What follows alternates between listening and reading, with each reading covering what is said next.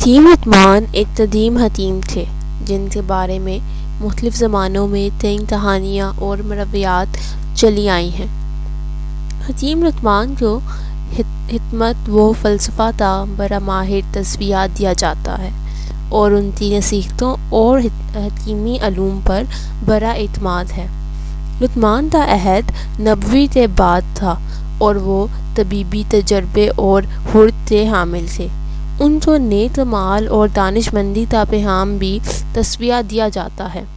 حتیم لقمان کے بارے میں تاریخی حوالے کے مطابق وہ ہموار خاندان میں پیدا ہوئے اور ان کا مولوی تھا۔ لقمان نے زندگی بھر علم و حکمت کی تلاش کی اور مختلف ملکوں کا سفر کیا تاکہ ان کے پاس دنیا بھر سے تجارب حاصل ہو سکے۔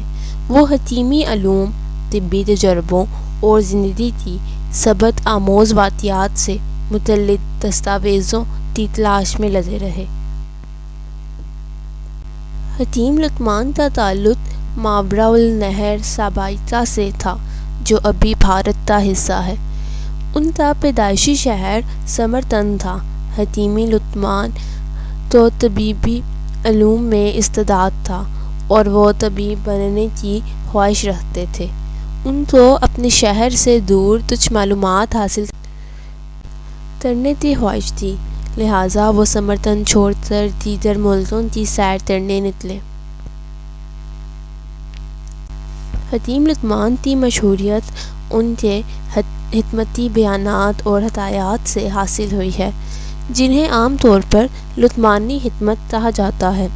ان کے کہنے کے مطابق وہ ایسی نصیحتوں کو پیش کرتے تھے جو عمرانی طور پر عقل مندی اور سیدھی بات پر مبنی ہوتی تھیں۔ ان کی حکمت میں تجرباتی عناصر اور زندگی کی حقیقتوں پر غور کیا جاتا ہے۔ لقمانی حکمت میں طبیبی علوم، عقائد، اصول، اخلاقیات، مسائل اور سیاسی تجربات کے عناصر شامل ہوتے ہیں۔ حتیم لقمان کی کہانیاں اور حکمتی باتوں کو زندگی کے مختلف پہلوؤں پر تطبیق دیا جا سکتا ہے۔ ان کی نصیحتوں سے اخلاقی اصولوں کی تشکیل ہوتی ہے اور لوگ انہیں اپنی روزمرہ کی زندگی میں استعمال کرتے ہیں۔ حتیم لقمان کا موت کا وقت مختلف روایات کے مطابق مختلف ہوتا ہے۔ بعض کہتے ہیں کہ وہ زندہ تھے جبکہ بعض کہتے ہیں کہ وہ پھانسی پر لٹکے۔ غیر تصدیق شدہ روایات میں یہ بھی کہا جاتا ہے کہ لقمان کی موت بھارت میں ہوئی۔ آج بھی حتیم لقمان کی حکمت مختلف لوگوں کے لیے رہنمائی کا ذریعہ بنی ہوئی ہے۔ ان کی کہانیاں، حکمتی باتیں اور نصیحتوں کو آج بھی عام استعمال میں لایا جاتا ہے۔ لوگ ان سے مستفید ہوتے ہیں اور ان کی نصیحتوں کو اپنی زندگی میں عمل میں لاتے ہیں۔ اختتامی طور پر حتیم لقمان ایک ممتاز حکیم اور عالم تھے جن کی حکمت و فلسفہ آج بھی لوگوں کے دلوں میں زندہ ہے۔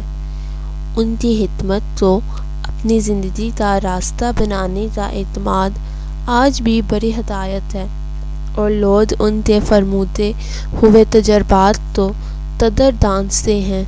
حتیم لقمان کی حکمت نے تمام عصور میں مردم کو صحت، علم، اخلاق اور دانش کی باریکیوں سے آگاہ کیا۔